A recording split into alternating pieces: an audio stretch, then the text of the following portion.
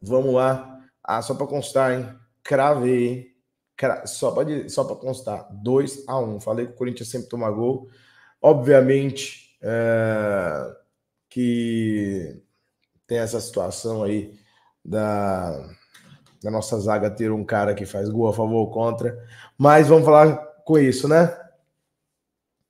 Corinthians entrou em campo como a gente imaginou, jogando da forma, até de forma mais interessante do que imaginamos, num 4-3-3, para mim, muito mais parecido no 4-2-3-1, com a proximidade muito grande do Alex com o Ranieri. Então, os dois estavam muito próximos, o Garro estava bem à frente, não fazia compactação com esses três de meio, né?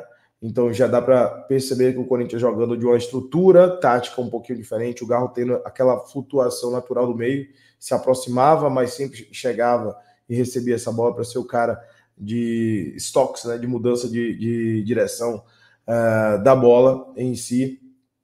O Romero jogando pelo lado direito, o Wesley pelo lado esquerdo. O Romero um pouco mais como um ponto, o Wesley variando como segundo atacante, buscando a ponta em determinado momento. Mas os dois fizeram o que eu poderia até puxar o nosso pré-jogo, que era exatamente colocando essa variação. Colocava os dois de sustentação e os 5 de ofensividade, seja do lado direito, seja do lado esquerdo, sobre essa possibilidade de subida pela lateral para encontrar o outro atacante, que é o terceiro atacante, evitando os pontas ficarem muito extremos e não pisarem na área. E isso aconteceu.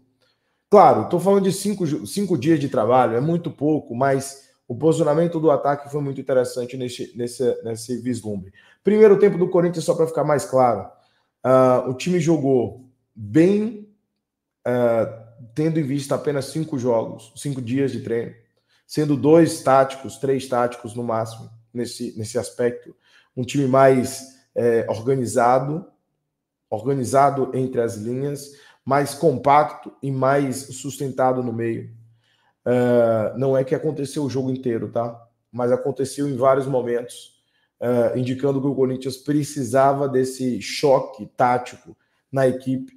Então, efetivamente, a gente tinha ali uma visão de jogo um pouquinho mais clara de como todo mundo estava trabalhando no jogo. Ainda no primeiro tempo me incomodou que o Hugo não passou tanto, ficou na mesma sintonia de jogar mais centralizado e menos como um lateral, aproveitando a ponta, que o Wesley estava muito sozinho, mas o Wesley não fez uma excelente partida, também não fez a horrorosa, não foi excelente.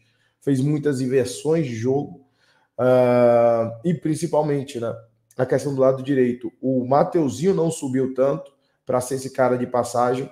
Quem ficou muito mais como ponta foi o Romero. De qualquer maneira, gostei muito da apresentação do Alex Santana, me surpreendeu o quanto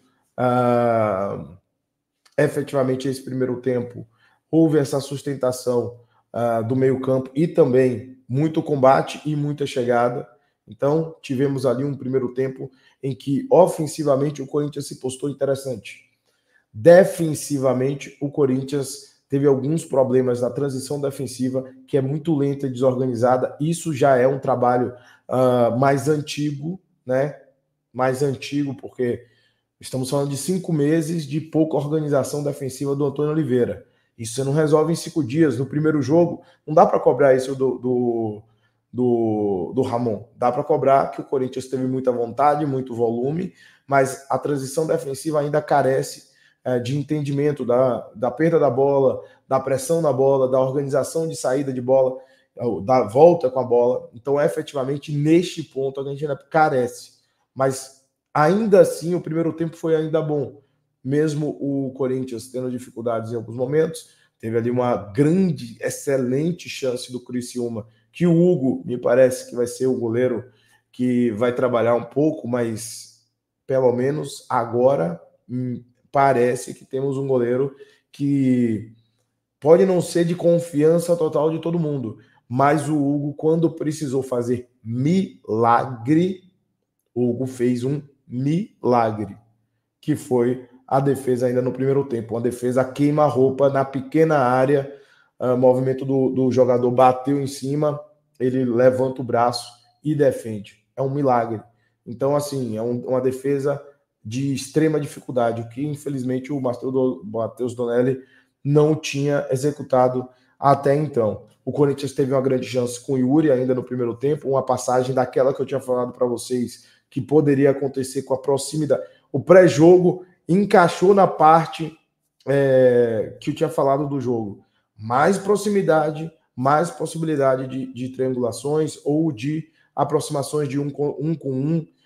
E isso aconteceu muito no primeiro tempo, muito mais no primeiro tempo que no segundo tempo. Até porque o Corinthians vence, quando vira a chavinha da vitória, o Corinthians muda a postura. Mas aconteceu, o Yuri perdeu um na cara do goleiro, não pode perder, estava 0-0, o Yuri tem a oportunidade e simplesmente consegue perder um gol inacreditável. Ali é um tapa por cima do goleiro, como ele fez contra o Atlético Goianiense em 2022. Pô. Chegou na frente, dá um tapinha por cima e espera a torcida gritar gol. Ele não fez, chutou em cima do goleiro. E aí, infelizmente, num contra-ataque, a gente estava no ataque, numa cobrança de escanteio, desorganização na transição defensiva. O Corinthians não estava bem organizado, não estava bem compacto, não estava todo mundo posicionado onde deveria estar a final do primeiro tempo. Ninguém vai acreditar que o lateral direito deles ia meter um chute. E pior, ia na mão do goleiro, porque não foi tão forte. E aí o Kaká, né, assim, não tem como tirar o corpo da frente, porque é aquela coisa. Se você não tira o corpo da frente e a bola entra, a culpa é sua. Se você bota o corpo na frente e ela sai, e ela entra, a culpa é sua. Então você está lascado nas duas vezes.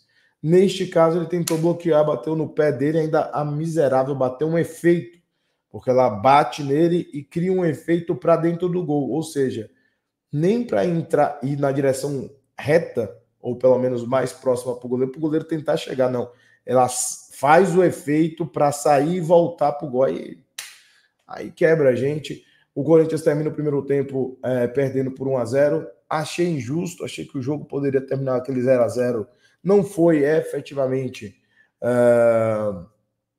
no sentido de perder. O Corinthians não foi vaiado, todo mundo entendeu o esforço do time. O time fez uma boa partida no primeiro tempo.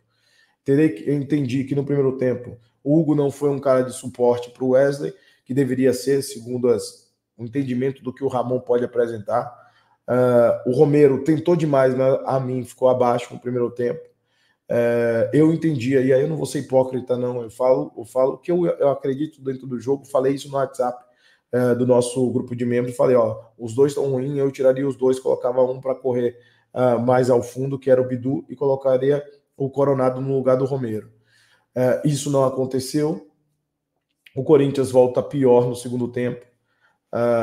Um chute de fora, um cabeceio dentro da área, e o Hugo faz a participação em 2, em 3 minutos. Ele consegue fazer 2 intervenções muito boas, né? E aí o jogo equilibra. Aí o Corinthians volta a equilibrar o jogo e aquela coisa. O Ramon teve a percepção muito assertiva, tá? Ele foi bem assertivo no que ele poderia propor, né? Mas antes disso, o Corinthians já tinha empatado. Olha, o time poderia ter mantido, né?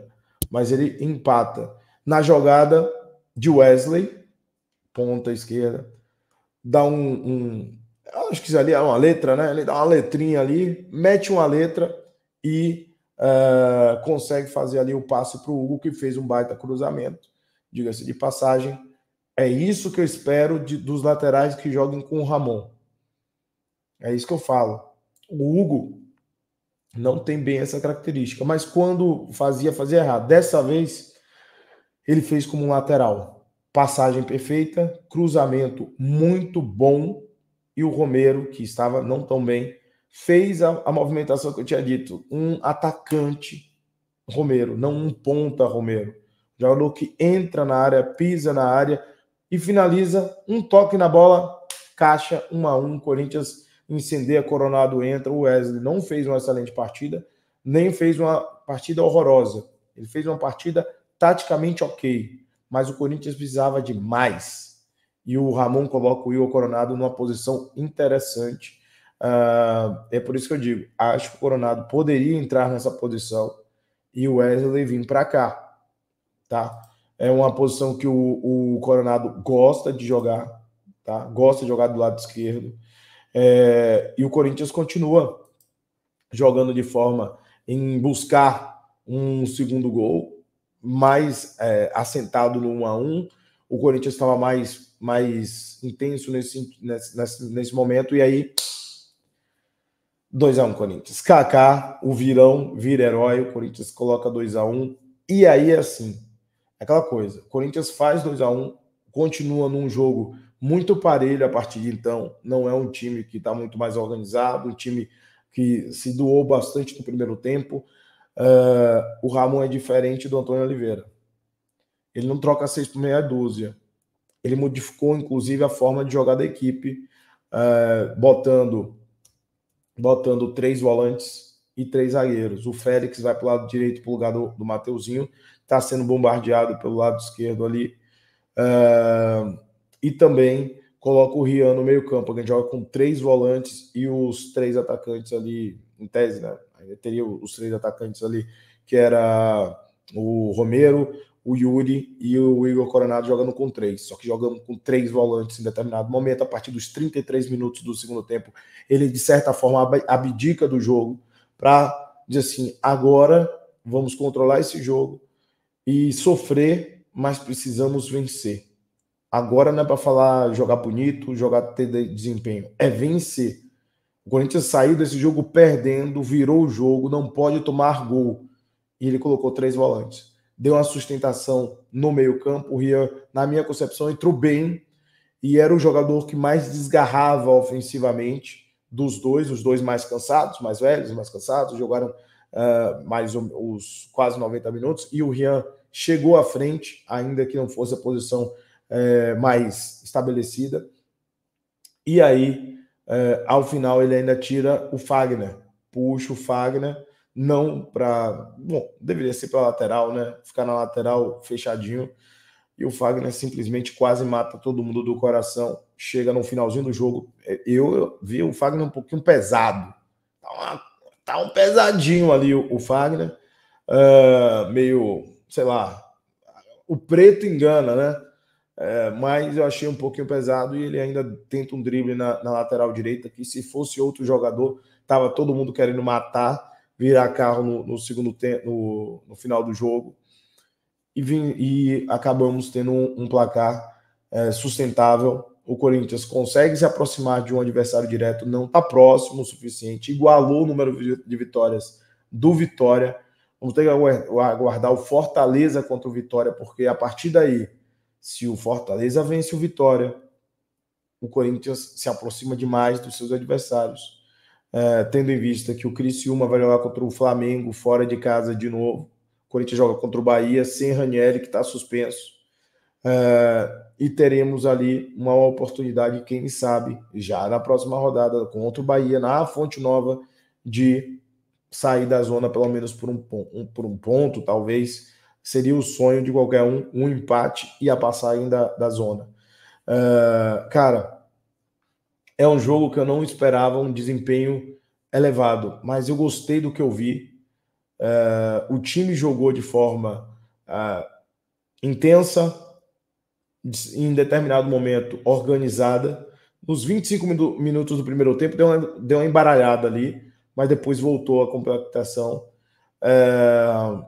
As funções dos jogadores eu gostei, talvez um pouco menos o Romero, talvez um pouco mais em determinado momento, mas eu gostei do geral. Entendi, no pré-jogo eu falei aqui que talvez ele se apoie em jogadores mais experientes em primeiro momento e depois ele pode até abrir um pouco mais o seu leque. Mas o que mais importava nesse momento era vencer.